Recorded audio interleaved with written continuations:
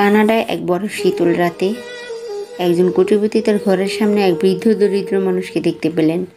তিনি বৃদ্ধ মানুষটিকে জিজ্ঞাসা করলেন, বাইরে এত ঠান্ডা আর আপনার গায়ে কোনো উষ্ণ কাপড় নেই, আপনার কি ঠান্ডা লাগছে না? বৃদ্ধ লোকটি উত্তর দিল, আমার কাছে উষ্ণ কাপড় নেই, কিন্তু আমি মানিয়ে নিয়েছি। কোটিপতি উত্তর দিয়েছিলেন, আমার জন্য অপেক্ষা করুন, আমি এখন আমার ঘরে ঢুকে আপনার জন্য একটু উষ্ণ কাপড় নিয়ে আসবো। দরিদ্র বৃদ্ধ খুব খুশি হয়ে বলল, সে তার জন্য অপেক্ষা করবে। কোটিপতি তার বাড়িতে ঢুকলেন এবং সেখানে ব্যস্ত হয়ে গেলেন এবং দরিদ্র মানুষটার কথা ভুলেও গেলেন। সকালে তার মনে হলো সেই দরিদ্র বৃদ্ধের কথা।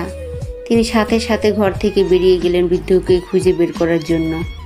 কিন্তু তিনি বৃদ্ধ মানুষটাকে ঠান্ডার কারণে মৃত অবস্থায় দেখতে পান। আর বৃদ্ধ মানুষটার হাতে একটা চিরকুট দেখতে পেলেন। চিরকুটে লেখা ছিল, যখন আমার কোনো উষ্ণ কাপড় ছিল না, তখন ঠান্ডার সাথে লড়াই করার ক্ষমতা আমার ছিল, কারণ আমি মানিয়ে নিয়েছিলাম।